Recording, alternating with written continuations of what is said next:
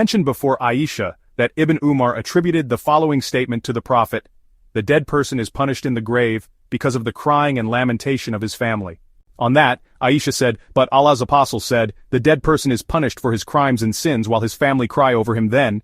She added, "And this is similar to the statement of Allah's apostle when he stood by the edge of the well which contained the corpses of the pagans killed at Badr, they hear what I say." She added, "But he said now they know very well what I used to tell them was the truth." Aisha then recited, "You cannot make the dead hear," 30.52, and "You cannot make those who are in their graves hear you," 35.22, that is, when they had taken their places in the hell fire. Volume 5, Book 59, number 317, narrated by Ibn Umar. The Prophet stood at the well of Badr, which contained the corpses of the pagans, and said, "Have you found true what your Lord promised you?" Then he further said, "They now hear what I say." This was mentioned before Aisha, and she said, "But the Prophet said, now they know very well that what I used to tell them was the truth." Then she recited the holy verse, "You cannot make the dead hear," till the end of verse. 30.52. Volume 5, Book 59, number 318, narrated by Anas. Haritha was martyred on the day of the Battle of Badr, and he was a young boy then. His mother came to the Prophet and said, "O Allah's apostle, you know how dear Haritha is to me. If he is in paradise I shall remain patient and hope for reward from Allah, but if it is not so then you shall see what I do." He said, "May Allah be merciful to you. Have you lost your senses? Do you think there is only one paradise? There are many paradises and your son is in the most superior paradise of Al-Firdaus." Volume 5, Book 59, number 319, narrated by Ali. Allah's apostle sent me, Abu Marthad and Azubair, and all of us were riding horses and said, "Go till you reach Raudat Kak where there is a pagan woman carrying a letter from Hatib bin Abi Balta, to the pagans of Mecca." So we found her riding her camel at the place which Allah's apostle had mentioned. We said to her, "Give us the letter." She said, "I have no letter." Then we made her camel kneel down, and we searched her, but we found no letter. Then we said, "Allah's apostle had not told us a lie, certainly. Take out the letter, otherwise we will strip you naked." When she saw that we were determined, she put her hand below her waist belt, for she had tied her cloak round her waist, and she took out the letter and we brought her to Allah's apostle. Then Umar said, "O Allah's apostle, this Hatib has betrayed Allah, his apostle, and the believers. Let me cut off his neck." The Prophet asked Hatib, "What made you do this?" Hatib said, "By Allah, I did not intend to give up my belief in Allah and his apostle, but I wanted to have some influence among the Mecca people so that through it, Allah might protect my family and property. There is none of your companions but has some of his relatives there through whom Allah protects his family and property." The Prophet said, "He has spoken the truth. Do no say to him but good." Umar said, "He has betrayed Allah, his apostle, and the faithful believers. Let me cut off his neck." The Prophet said, "Is he not one of the Badr warriors? Maybe Allah looked at the Badr warriors and said, 'Do whatever you like as I have granted paradise to you,' or said, 'I have forgiven you.'" On this, tears came out of Umar's eyes and he said, "Allah and his apostle know better." Volume 5, Book 59, number 320, narrated by Usaid. On the day of Badr, Allah's apostle said to us, "When the enemy comes near to you, shoot at them, but use your arrows sparingly so that your arrows should not be wasted." Volume 5, Book 59, number 321, narrated by Abu Usaid. On the day of the Battle of Badr, Allah's apostle said to us, "When your enemy comes near to you, that is overcome you by sheer number, shoot at them, but use your arrows sparingly." Volume 5, Book 59, number 322, narrated by Al-Bara bin Azib. On the day of Uhud, the Prophet appointed Abdullah bin Jubair as chief of the archers, and 70 among us were injured and martyred. On the day of the Battle of Badr, the Prophet and his companions had inflicted 140 casualties on the pagans, 70 were taken prisoners, and 70 were killed. Abu Sufyan said, "This is a day of revenge, for the day of Badr, and the issue of war is undecided." Volume 5, Book 59, number 323, narrated by Abu Musa. That the Prophet said, "The good is what Allah gave us later on, after Uhud, and the reward of truthfulness is what Allah gave us after the day of the Battle of Badr." Volume 5, Book 59, number 324, narrated by Abdurrahman bin Auf. While I was fighting in the front file on the day of the Battle of Badr, suddenly I looked behind and saw on my right and left 2 young boys and did not feel safe by standing between them. Then one of them asked me secretly so that his companion may not hear, "Oh uncle, show me Abu Jahl." I said, "Oh nephew, what will you do to him?" He said, "I have promised Allah that if I see him, that is Abu Jahl, I will either kill him or be killed before I kill him." Then the other said the same to me secretly so that his companion should not hear. I would not have been pleased to be in between 2 other men instead of them. Then I pointed him, that is Abu Jahl, out to them. Both of them attacked him like 2 hawks till they knocked him down. Those two boys were the sons of Afra, that is an Ansari woman. Volume 5, Book 59, number 325, narrated by Abu Huraira. Allah's apostle sent out 10 spies under the command of Asim bin Thabit al-Ansari, the grandfather of Asim bin Umar al-Khattab. When they reached a place called Al-Hada between Usfan and Mecca, their presence was made known to a sub-tribe of Hudhail called Banu Lihyan. So they sent about 100 archers after them. The archers traced the footsteps of the Muslims till they found the traces of dates which they had eaten at one of their camping places. The archers said, "These dates are of Yathrib, that is Medina," and went on tracing the Muslims' footsteps. When Asim and his companions became aware of them, they took refuge in a high place, but the enemy encircled them and said, "Come down and surrender, we give you a solemn promise and covenant that we will not kill any one of you." Asim bin Thabit said, "O people, as for myself I will never get down to be under the protection of an infidel. O Allah, inform your prophet about us." So the archers threw their arrows at them and martyred Asim. 3 of them came down and surrendered to them, accepting their promise and covenant, and they were Kubayb, Zaid bin ad-Dathina, and another man.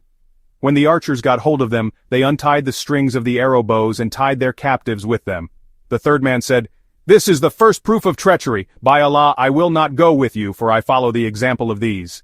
He meant the martyred companions. The archers dragged him and struggled with him, till they martyred him. Then Kubayb and Zaid bin ad-Dathina were taken away by them, and later on they sold them as slaves in Mecca, after the event of the Badr battle. The sons of Al-Harith bin Amr bin Nawfal bought Kubayb, for he was a person who had killed their father, Al-Hari bin Amr, on the day of the Battle of Badr.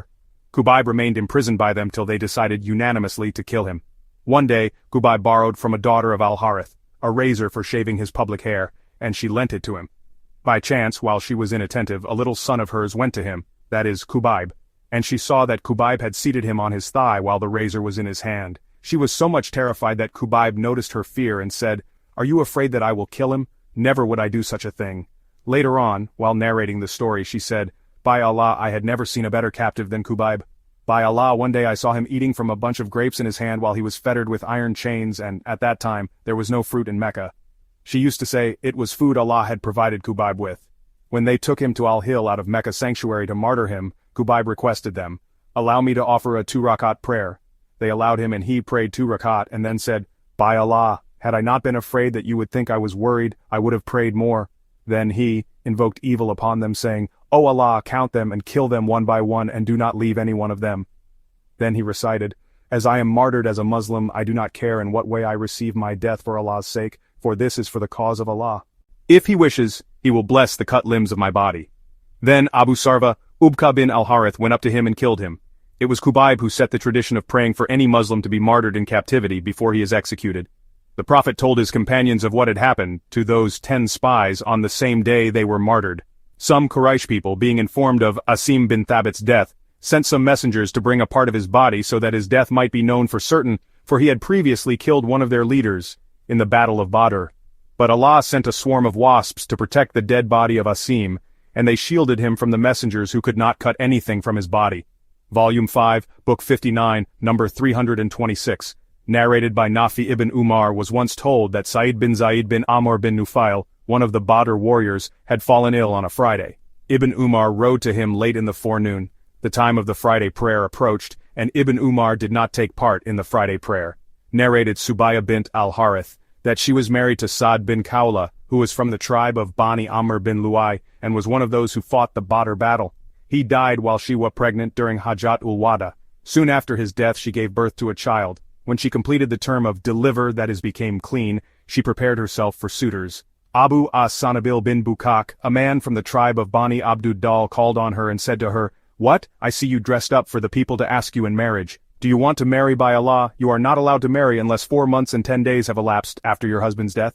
Subaya in her narration said, "When he, that is Abu as-Sanabil, said this to me, I put on my dress in the evening and went to Allah's apostle and asked him about this problem. He gave the verdict that I was free to marry as I had already given birth to my child, and ordered me to marry if I wished." Volume 5, Book 59, number 327, narrated by Rifa'ah, who was one of the Badr warriors. Gabriel came to the Prophet and said, "How do you look upon the warriors of Badr among yourselves?" The Prophet said, "As the best of the Muslims," or said a similar statement. On that, Gabriel said, "And so are the angels who participated in the Badr battle." Volume 5, Book 59, number 328, Narrated by Mu'ad bin Rifa'ah bin Rafi. Rifa'ah was one of the warriors of Badr, while his father, Rafi, was one of the people of Al-Aqaba, that is those who gave the pledge of allegiance at Al-Aqaba. Rafi used to say to his son, "I would not have been happier if I had taken part in the Badr battle instead of taking part in the Aqaba pledge." Volume 5, Book 59, number 329, narrated by Mu'ad. The one who asked, the prophet, was Gabriel. Volume 5, Book 59, number 330, narrated by Ibn Abbas. The prophet said on the day of the Battle of Badr, "This is Gabriel holding the head of his horse and equipped with arms for the battle." Volume 5, Book 59, number 331, narrated by Anas Abu Zaid, died and did not leave any offspring, and he was one of the Badr warriors. Volume 5, Book 59, number 332, narrated by Ibn Abbas Abu. Sa'id bin Malik al-Khudri returned from a journey and his family offered him some meat of sacrifices offered at Eid ul-Adha. On that he said, "I will not eat it before asking whether it is allowed."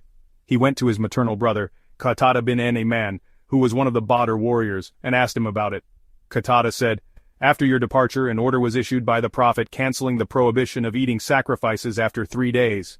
Volume 5, Book 59, number 333, narrated by Urwa az-Zubair said, "I met Ubaidah bin Sa'id bin al-Az on the day of the Battle of Badr, and he was covered with armor, so much that only his eyes were visible. He was surnamed Abu Dat al-Karish. He said, proudly, 'I am Abu al-Karish.' I attacked him with the spear and pierced his eye and he died. I put my foot over his body to pull that spear out, but even then I had to use a great force to take it out as its both ends were bent." Urwa said, "Later on Allah's apostle asked Az-Zubair for the spear and he gave it to him. When Allah's apostle died, Az-Zubair took it back. After that Abu Bakr demanded it and he gave it to him, and when Abu Bakr died, Az-Zubair took it back. Umar then demanded it from him and he gave it to him. When Umar died, Az-Zubair took it back, and then Uthman demanded it from him and he gave it to him. When Uthman was martyred, the spear remained with Ali's offspring. Then Abdullah bin Az-Zubair demanded it back, and it remained with him till he was martyred." Volume 5, Book 59, number 334, narrated by Ubadah bin as-Samit, who was one of the Badr warriors. Allah's apostle said, "Give me the pledge of allegiance." Volume 5, Book 59, number 335, narrated by Aisha, the wife of the Prophet. Abu Hudhaifa, one of those who fought the Battle of Badr, with Allah's apostle adopted Salim as his son, and married his niece, Hind bint al-Wad bin Utbah to him, and Salim was a freed slave of an Ansari woman. Allah's apostle also adopted Zayd as his son. In the pre-Islamic period of ignorance, the custom was that, if one adopted a son, the people would call him by the name of the adopted father whom he would inherit as well, till Allah revealed, "Call them, adopted sons, by the names of their fathers." 33.5, Volume 5, Book 59, number 336, narrated by Ar-Rubai, bint Muawid. "The Prophet came to me after consuming his marriage with me and sat down on my bed as you, the sub-narrator, are sitting now, and small girls were beating the tambourine and singing in lamentation of my father, who had been killed on the day of the Battle of Badr. Then one of the girls said, 'There is a prophet amongst us who knows what will happen tomorrow.' The Prophet said to her, 'Do not say this but go on saying what you have spoken before.'" Volume 5, Book 59, number 337, narrated by Ibn Abbas as below, Hadith 338. Volume 5, Book 59, number 338, narrated by Ibn Abbas Abu Talha, a companion of Allah's apostle and one of those who fought at Badr together with Allah's apostle, told me that Allah's apostle said, "Angels do not enter a house in which there is a dog or a picture." He meant the images of creatures that have souls. Volume 5, Book 59, number 285, narrated by Abu Ishaq. Once, while I was sitting beside Zayd bin al-Arqam, he was asked, "How many Ghazwat did the Prophet undertake?" Zayd replied, 19. They said, "In how many Ghazwat did you join him?" He replied, 17. I asked, "Which of these was the first?" He replied, Al-Ashira or Al-Ashiru. Volume 5, Book 59, number 286, narrated by Abdullah bin Mas'ud from Sa'd bin Mu'ad. Sa'd bin Mu'ad was an intimate friend of Umayyah bin Khalaf, and whenever Umayyah passed through Medina, he used to stay with Sa'd, and whenever Sa'd went to Mecca, he used to stay with Umayyah. When Allah's apostle arrived at Medina, Sa'd went to perform Umrah and stayed at Umayyah's home in Mecca. He said to Umayyah, "Tell me of a time when the mosque is empty, so that I may be able to perform tawaf around the Kaaba." So Umayyah went with him about midday. Abu Jahl met them and said, "O Abu Safwan, who is this man accompanying you?" He said, "He is Sa'd." Abu Jahl addressed Sa'd saying, "I see you wandering about safely in Mecca in spite of the fact that you have given shelter to the people who have changed their religion, that is became Muslims, and have claimed that you will help them and support them. By Allah, if you were not in the company of Abu Safwan,